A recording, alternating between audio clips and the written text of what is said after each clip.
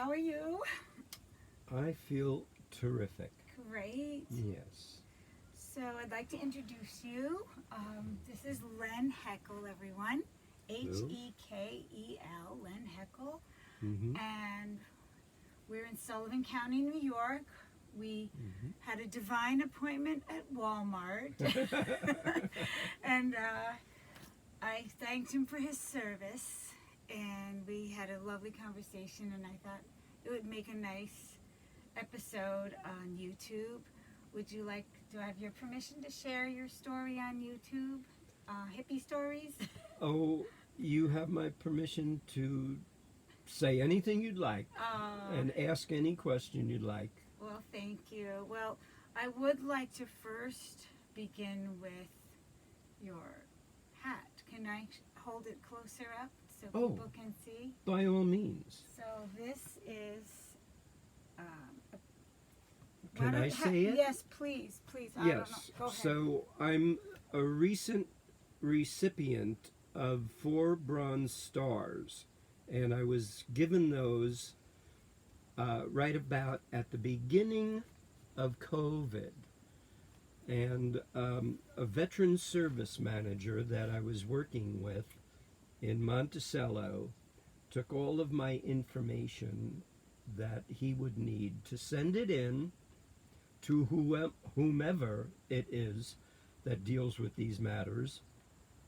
And he found out, to his surprise, that I am the recipient of those 4 Bronze Stars, which he said is unheard of. And for example, Colin Powell got 1 Bronze Star for his 2 terms in Vietnam. I'm using the wrong word there, but he got 2 tours in Vietnam, and he was there a little before me. But I still don't understand why, and my veteran service manager found it difficult because he said this is so rare. Wow. He's heard of many Bronze Stars, Bronze Star recipients. He's heard of many that have gotten 2 Bronze Stars. It starts getting slim around 3 Bronze Stars, but it's almost totally unheard of for a soldier to get in the Army to get 4 Bronze Stars. Wow. And because of COVID, we really never had a chance to pursue it. Mm-hmm. You know, COVID just changed all of our lives in so many ways.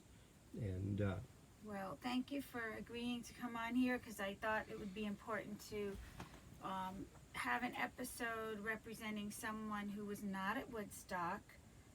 They were serving at Vietnam during the time, while 400,000+ young folk were assembling for Music and Arts Fair here nearby in Bethel, New York.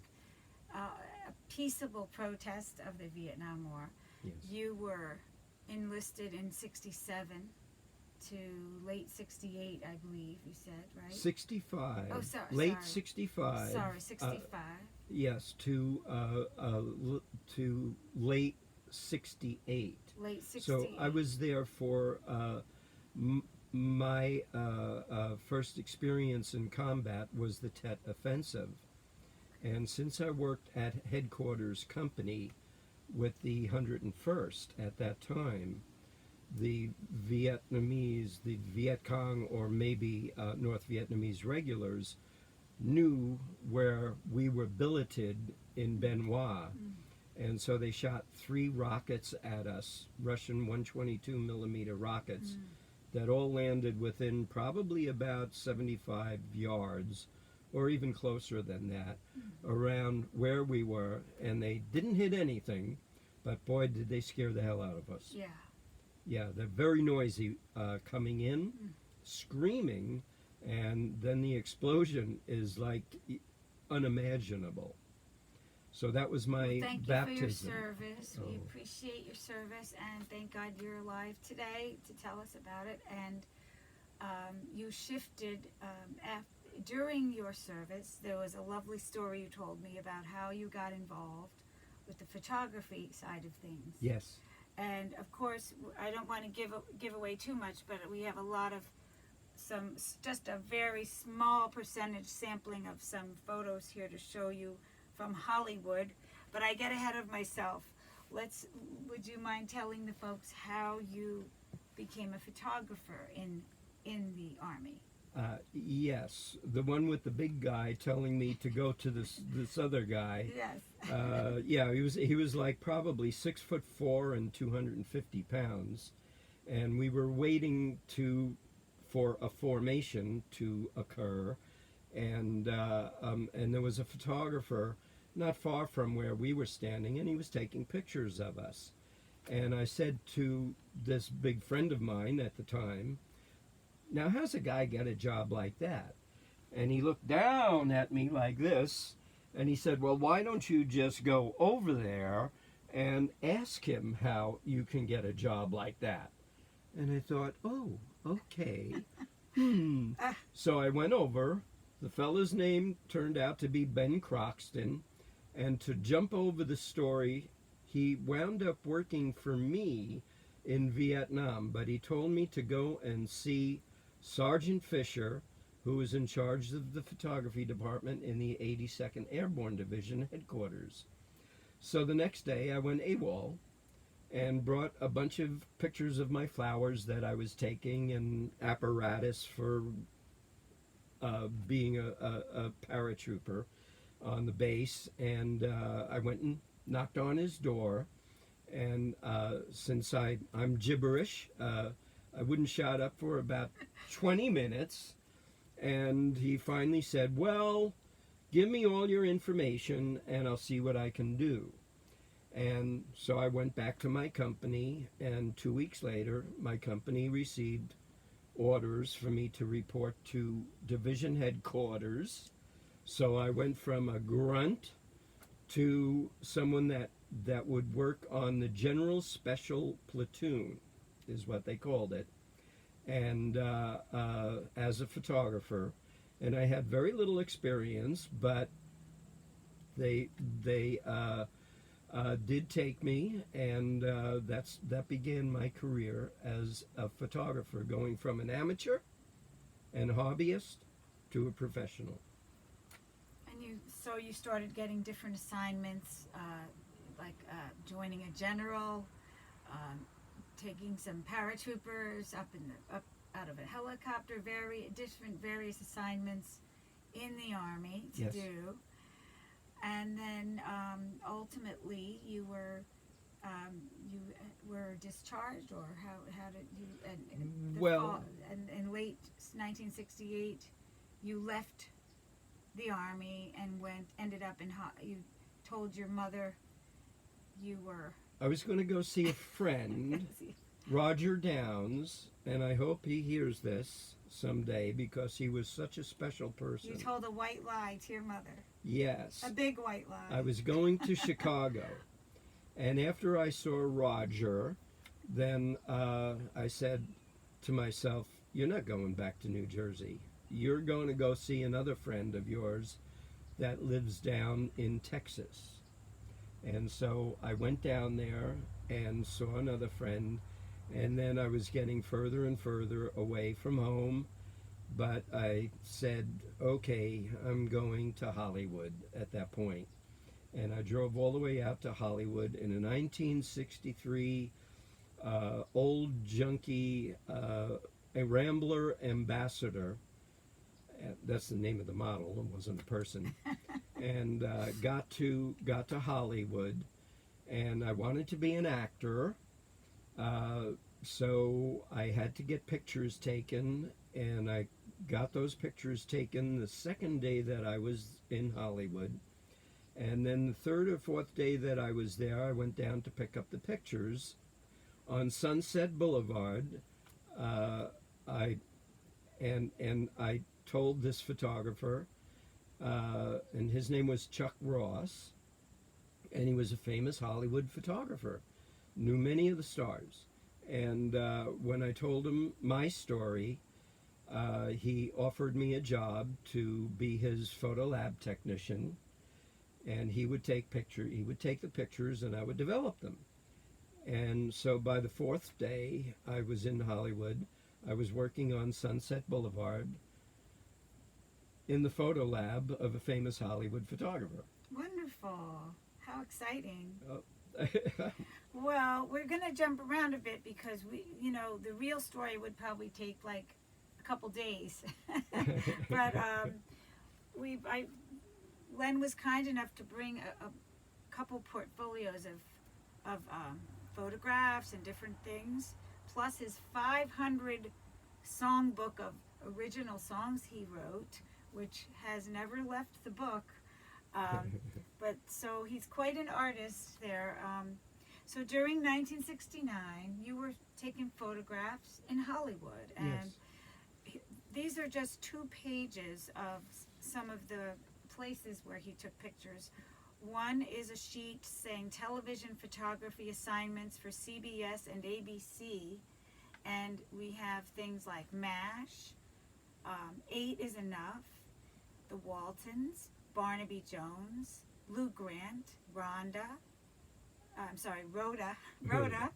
Trapper John MD, WKRP Cincinnati, Chips, Simon and Simon, Dukes of Hazzards, Fame, One Day at a Time, Cagney and Lacey, Fast Times at Ridgemont High, Paper Chase, Twilight Zone, Full House, Max Headroom,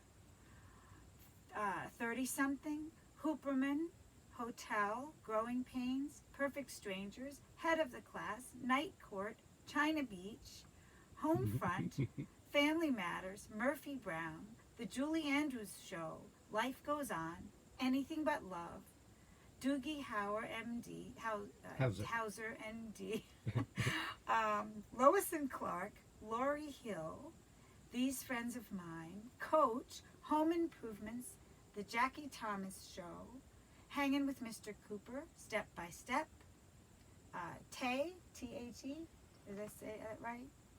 Thea. Oh, I'm sorry, Thea, and what is that? Phenom. Clamps, or Champs, I should have my glasses on. Murder One, Jeff Foxworthy, Hudson Street, NYPD Blue, The Faculty, The Drew Carey Show, Ellen, Naked Truth, Dangerous Minds, High Incident, and Clueless and Clueless. Relativity. Yeah. All of these Yeah. TV assignments, CBS, ABC. Would you like to, I'm not even talking about the movies yet with Turner Classic Movies, but maybe you could comment on some of these. Maybe a story or something. Yes. I was, right from the top, worked with 20th Century Fox and CBS, I hope, on MASH, and I was working on the last season for that. But if there's one that I'd love to tell the story about, I was assigned for the first season of Trapper John MD. Okay. And the star of it was the star of Bonanza. And this was one of his next assignments, and I can't think of his name. I hope they'll forgive me. But Trapper John, I invited my mother out to California, and I had an assignment to photograph a scene that was being done on Sunset Boulevard and Vine Street at one of the business buildings.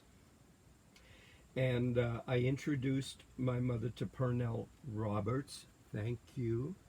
And I went on to catch some of the scenes that they were filming. And when I came back to see my mom, she was sitting in a director's chair. And I said, "Ma, where'd you get that director's chair?" And she said, "Oh, Mr. Pernell Roberts got it for me." And I said, "What do you mean? He got it for you?" And she said, "Oh yeah, he's a very nice man." And so I said, "Oh, okay." And I went back to do my job, and 15 minutes later I come back and my mother's sipping on a cup of coffee. And I said, Ma, where'd you get the coffee? Well, Pernell Roberts got it for me. And I thought, sounds like a gentleman. what a sweet thing to do for my mother and give her bragging rights when she goes back to New Jersey. And all my sisters were jealous. Oh. Who's got a story like that? No one. You do. That's beautiful. Thank you for sharing that. Oh, you're so welcome. I hope I never forget that. I bet she was thrilled beyond belief, right? Oh, beyond belief is the operative word, I would say. Yes. And well, this is the next page. Maybe you could just highlight something from it.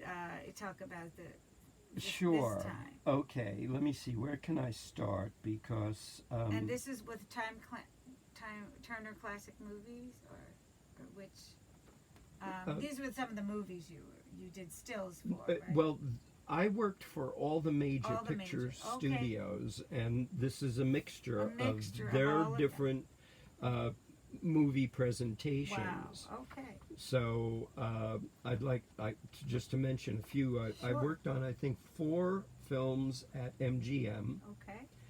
And one of my best stories of all of those films that I worked on was for Richard Benjamin's, it was not Brainstorm, My Favorite Year. And at the same time that we were working on My Favorite Year, Richard's best friend, Natalie Wood, and Robert Wagner were shooting Brainstorm right next door to us. Wow.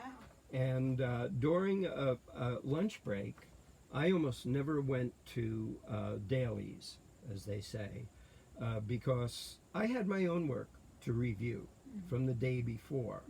And nobody ever got on my case for doing it. So I was sitting in this lobby set, which was a part of the studio, and I was just hanging out with some of the wardrobe and makeup people, and we were just joking around. And who walks in the front door of our studio is Natalie Wood. Wow. And Natalie brought Christopher Walken with her from Brainstorm to invite Richard and Paula Prentice on their boat for Thanksgiving. Aw. And when I saw her come in, I said, I am not going to lose this opportunity. So I got up, and they were about 30 or 40 feet away, and I walked over to them and to her, and I couldn't take my eyes off of Natalie. And I walked up and I said to her, "Hi, Natalie. I'm Leonard Hekel. I'm Richard Benjamin's still photographer." And Natalie is not very tall, nor am I, but she was looking up at me, and she said, "Oh, Len, this is Christopher Walken." And I couldn't take my eyes off her, I know. And I just put my hand out for him to shake. And I said, well, everybody's watching the dailies, and but I knew she was friends with Richard, so I said, how about in the meantime, while we're waiting for Richard to come back, I give you a tour of our sets. And she said, oh, that would be wonderful. So for about 25 minutes, I gave her and Christopher Walken a tour of this set and that set and this one and that one. And and Richard didn't come back. They did not break from the dailies. So she finally said, well, we better get to our show. And they left. Isn't that something? Wow. And only less than a week later, she passed away. Oh, I'm sorry. Yes. So I had to be one of the last people she met. Oh, goodness. In all the people that she met. Oh my gosh, that's horrible. And horrible tragedy. Yeah. What a tragedy. Yes. Well, let's jump on to these beautiful pictures you took. Let's show some Sure. folks some of your. We'll leave this here in case you think of something else from there. But Oh. this is you. This is you. Yes. Just go a little closer. Oh, okay. And And what am I doing there? I don't know. What are you doing there? Okay, that was one of my many billboards on Sunset Boulevard. Woo! And when I saw it, I had my friend whose father was a famous director in Hollywood, and he was a photographer, friend of mine, that I met on a picture. And I asked him if he would, I would go and trespass and climb up on the presentation there, and would he take pictures of me when I get up there? Of that's Ted Danson Oh, yes. and Howie So Mandel. Ted Danson here and Yes. Howie Mandel here. Yes, and Ted wound up. By the second weekend of shooting this movie at What movie was it? Do we know? Is it on here oh, somewhere? it's of course it would be on here. It's a Fine Mess, which Fine. Blake Edwards was doing as a kind of a remake of the original Fine Mess. Okay. And this was a scene that they were doing that after the scene was cut, and Blake shot it from very far away with probably a telescopic lens. And when they broke for lunch, I said, "Oh, no, don't send those guys off to lunch. I want them, and you keep them here. I'm going to go up close with them and get these shots for stills." Nice. And the first assistant director, who's the hub of the operation of a motion picture, said, "Okay, Ted and Howie, meet Lenny down there, and he's going to recreate the scene." So I went down, or went there, and I said, "You just do what you did in the movie, okay?" And I shot a roll of black and white and a roll of color, and it just goes to show that I knew what I was doing, because if you let an opportunity like that go, I wouldn't have a billboard on Sunset Boulevard. That's right. The same Sunset Boulevard that you, when you first arrived, right? Yes, when you but first this arrived, not even knowing that what your, future would bring. This, and there it is. Yes, there it is. And it was down on the Strip, where they have a lot of billboards of the up-and-coming movies. Wonderful. Yes. Wonderful. Yes. So can we show a couple more? Oh, Can we please talk do. about this one? Is Yes. this from the same movie? Okay, A different movie? so this one I can put it on here. is not part of the actual filming. This is a special setup, they would say, where I brought all of the actors in the movie together, and I designed the whole set and had an electrician assigned to me, and I also had gaffers, and that's gaffers, and also, what's the other one? The guys that push the camera cart and do almost everything else. Sorry, I can't remember That's that. okay. But there you go. So we Brought have them Ted together. Danson there. Ted Danson. This is Miss America. I'm sorry. Miss Universe. Miss you said, Universe. right? Miss Universe. Thank you. Yes, she's even more than Miss America. This is. Was this from the same movie? Yes. Okay. And Howie I Mandel. recognize. And now I'm forgetting. That's okay. The director's name. This is his daughter. Here's another picture of her Howie Yes. and her together. Yes, correct. The director's daughter. Yes, the director's daughter. I am so sorry. You'll come up with it later, and then I you'll say. will. So that's great. You have that. And these are then- two very famous character actors from Hollywood, and this is a recreation of the scene that they did out on a street. Nice. And who are they? Okay, You got me on that one. That's okay. This was 30 or 40 years And ago, was I it from think. this one of these movies here? Yes, this was from A Fine Mess. No, I oh. think. Yeah, Ted Danson, Howie Mandel. This is still from the same movie. It's from the same okay. movie, but these are character actors okay. that were supporting actors. Supporting actors, as they okay. would say. I can look that up and put it in the notes. Okay. And what is this? It says And rest.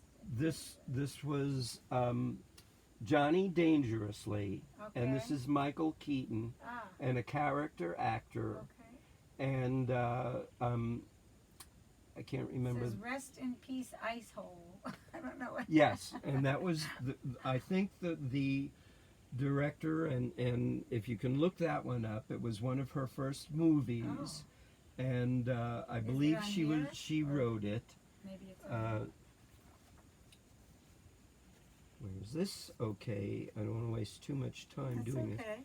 Well, Michael Keaton and Mary Lou Henner, which of course there are What hundreds. movie was that in?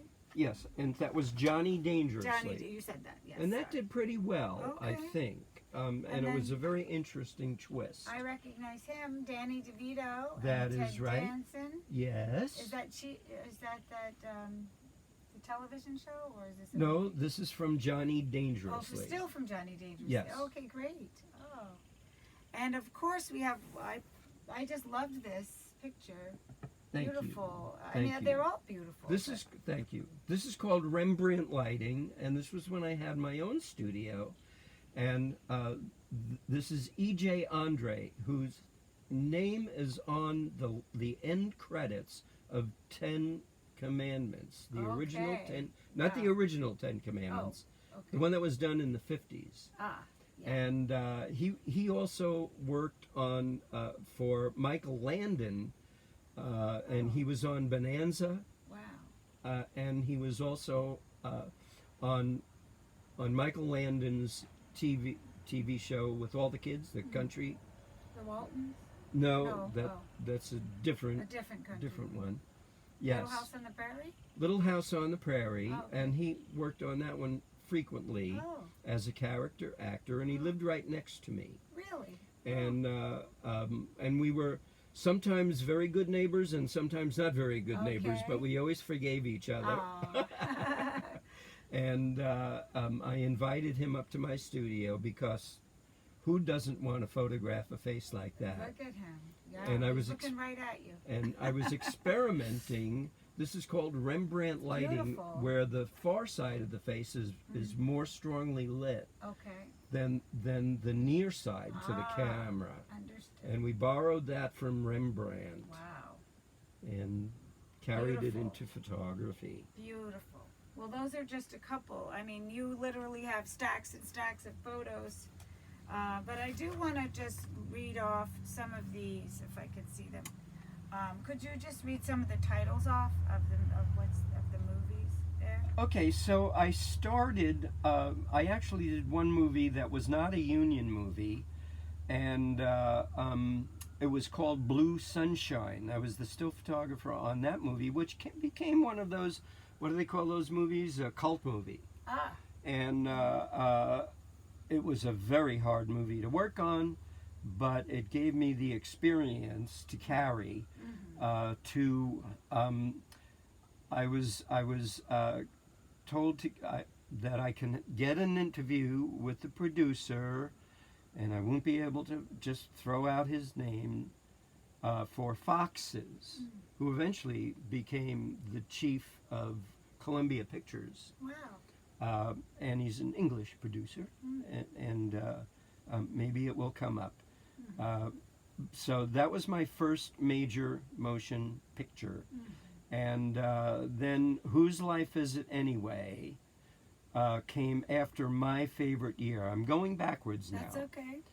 And when I was on my favorite year, that was when Natalie died. And so the publicist and I were available to pick up the continuation, the rest of the filming of Brainstorm. And we both accepted. I think it was about 3 weeks of work without Natalie, and it was a very solemn set, if you can imagine.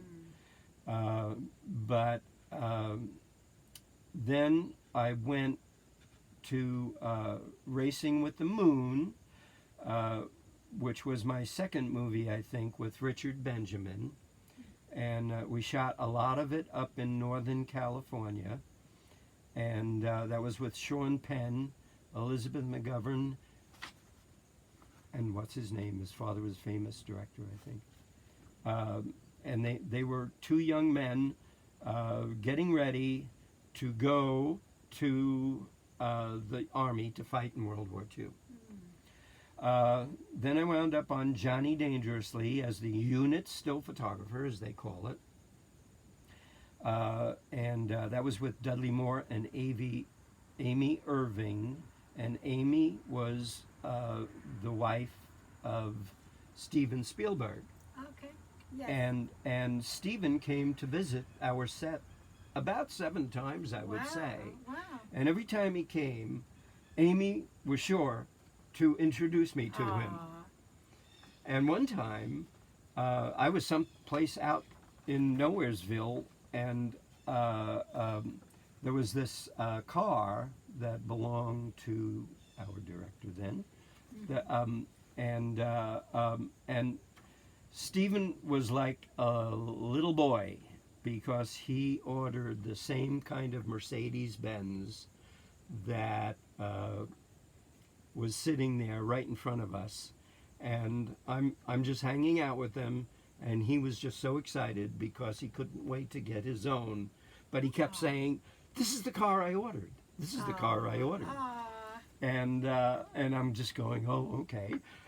I'm just so elated that Stephen is directing his excitement to me, and then I worked with Ted Danson, as you saw, with Howie Mandel on A Fine Mess, and I went from A Fine Mess to Little Nikita with River Phoenix, and River and I became very, very close, which is kind of unusual, I guess. When we were in San Diego, his uncle or grandfather, sorry, I can't remember that, but they invited me out to dinner. And then there's many stories in each of these, but I'm skipping over. So now how I got into college with Corey Parker and Laura Flynn Boyle, who did become a very working actress for a while, and I don't know what happened, but she was very pretty and very talented. And then I worked on my third Richard Benjamin movie called or Downtown, with Anthony Edwards and Forrest Whitaker. Wow. And my next movie and my last movie that I worked on was Bill and Ted's Bogus Journey. And one story I remember from that, and I hope I'm getting it right, we rephotographed the introduction picture of the lion that growls in the beginning of an MGM movie. And they recreated that with a live lion, and this great guy that was the lion trainer that I became close to later. And so after all those years, they only ran one shot that they had in the beginning of an MGM movie. And I'm not sure whether they're using the old one or the new one now, but it was so perfectly. And I was able to walk around the whole set and see the back of the elephant and from behind the scene. You know, I worked behind the scene. Yes. And when you do that kind of work, you're always behind the scene. Yeah. Yes. Well, it's just amazing because I'm like looking at all these companies, 20th Century Fox and MGM, Paramount, United Artists, Universal. I mean, there's just, and many more, plus all the TV shows. I mean, so looking back, how would you characterize your photography career at these places? Like the rest of my life, I was on a roller coaster. You either had a lot of work and you're at the top, the apex of a roller coaster, and then when you're out of work, you may have had a lot of money from doing very well on your last picture, but it's hard to make it stretch out for 6 months. So it was what I call a roller coaster with a subterranean part that went down below and then came up again. And it wasn't that way just for me, but for many, many people that go and work It's a in common Hollywood. theme. Yes. It is. I think even for musicians too. I know, being a musician, Right. that's usually how it is. Uh-huh. So when Woodstock happened in 1969, do you remember anything from it, about whether it be advertising for it or? Oh, watching it on television So the in movie California. Okay. Yes. Afterward. And I lived in an apartment for 6 months, and then Chuck Ross, who invited me to come and live for him because we weren't doing a lot of work. Check this. Oh, sure. Yeah, go ahead. Little behind the scenes there. huh? Well, the air conditioner went on. I don't know if they heard that, but I shut the door Oh, to seal out okay. some of the noise. Well, where was I? You were saying that you watched the Woodstock movie. TV present. Oh, the TV. It was on TV Oh, it a was lot, on TV. a lot. Okay. Yeah. The news, you mean? The news, Oh, the news. Okay. and features about it. Wow. And I just thought, boy, am I glad I'm not there. I'm not good yeah. in big crowds. Yeah. So, but you also are a songwriter, an unpublished songwriter. But Yes. this is a little song you wrote. Would you mind singing this song? Oh, I would It be ain't happy. easy. It ain't easy, folks. I love it. So this is the first verse, Okay. and it's, it ain't easy to say hello anymore. Harder to stand here and cry. It ain't easy to face you. Look in your eyes when I know they're telling me lies. Nice.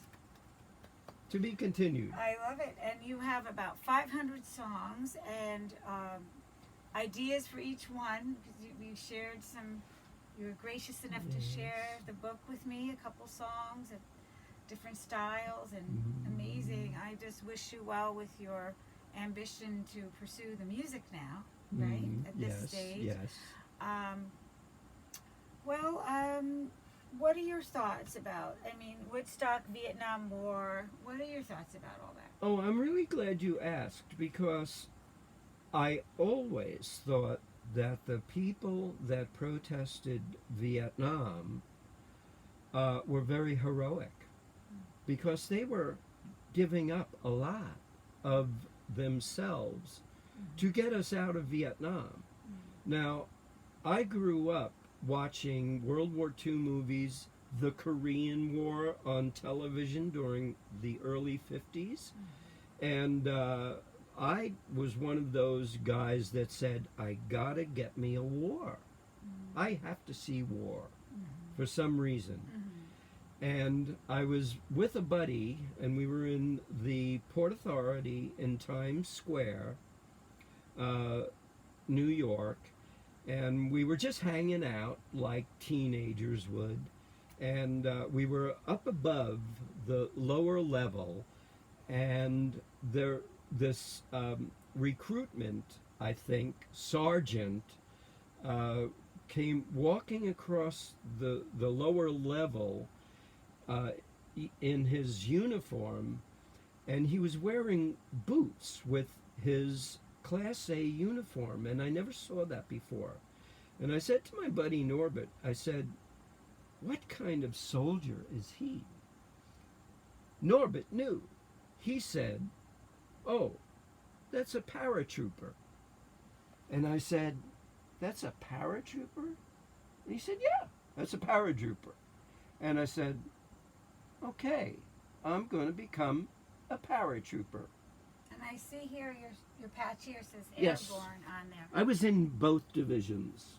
That's the All-American, the 82nd Airborne Division, which I went to after jump school.